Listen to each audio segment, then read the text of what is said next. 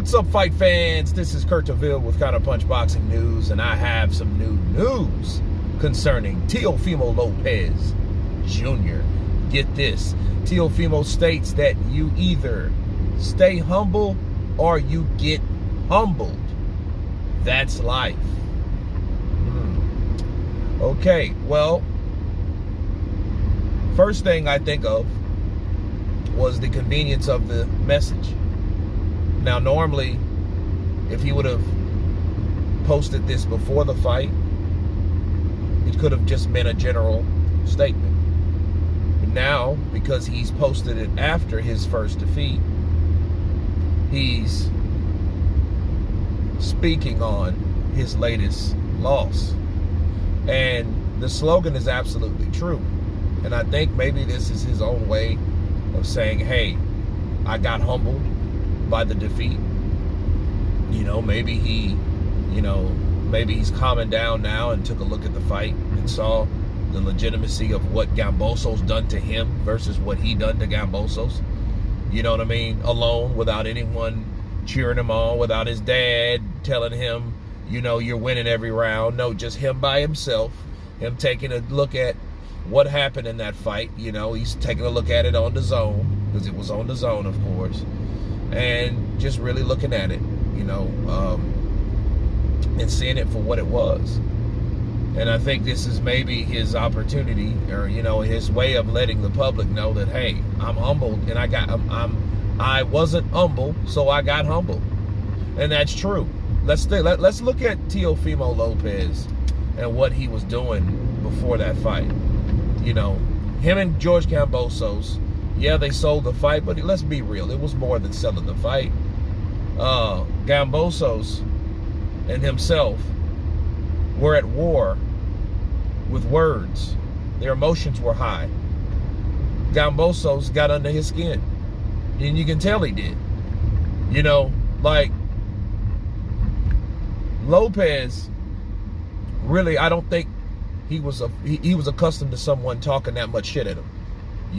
He was the takeover, not anyone else trying to take him over.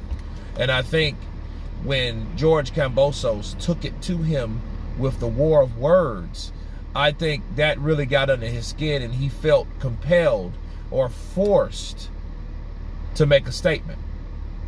That's why, of course, he came out there just throwing savage hooks and right hands, not bringing any regard of what could come back at him. I think that Lopez felt that he needed to shut him up. He felt that, hey, I am this guy because I beat the great Lomachenko, so therefore I must destroy a guy like George Kambosos because nobody never heard of him. You know what I'm saying? So I owe it to myself, my ego, my team, my dad, right? My fans, my everything, to get the job done. And it wasn't done. And it wasn't done the way he thought it was going to be. In fact, he got beat. He got dropped in the first round. There was no slip. Okay? That first knockdown, put him down to the ground. You know what I mean? He went down. It wasn't no slip. It wasn't, because see, there's a difference. You can get punched, and because of the punch, it can cause you to knock you off balance, and therefore you slip. Kind of like how Roy Jones did with Lou Del Valle. But even that's a knockdown. But that wasn't even it.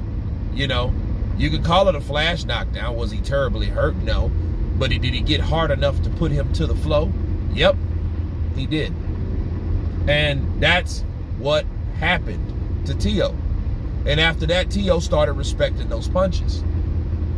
See, it didn't hurt him to the point he was all wobbly-legged or affected to that deal. But it affected him because he respected the punching power.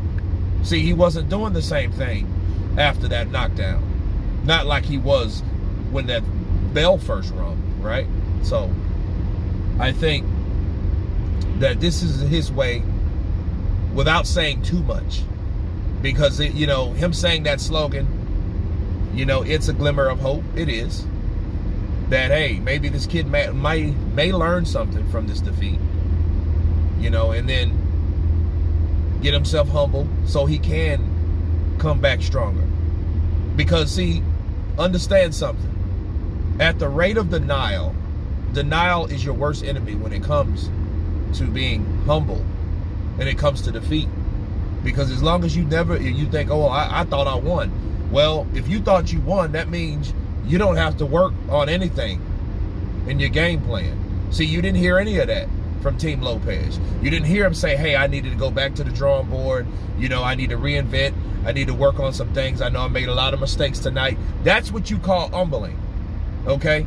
So when we start hearing that from Teofimo, we know he's making progress. Until then, no. Because this here is just the beginning. And I think he was just trying to say that because that's his way of letting people know that, hey, I got humbled that night and I don't want to hear nothing else about it. Right? So at least we got that much from Teo if we don't receive anything else. But what that statement is true. I do believe what he says.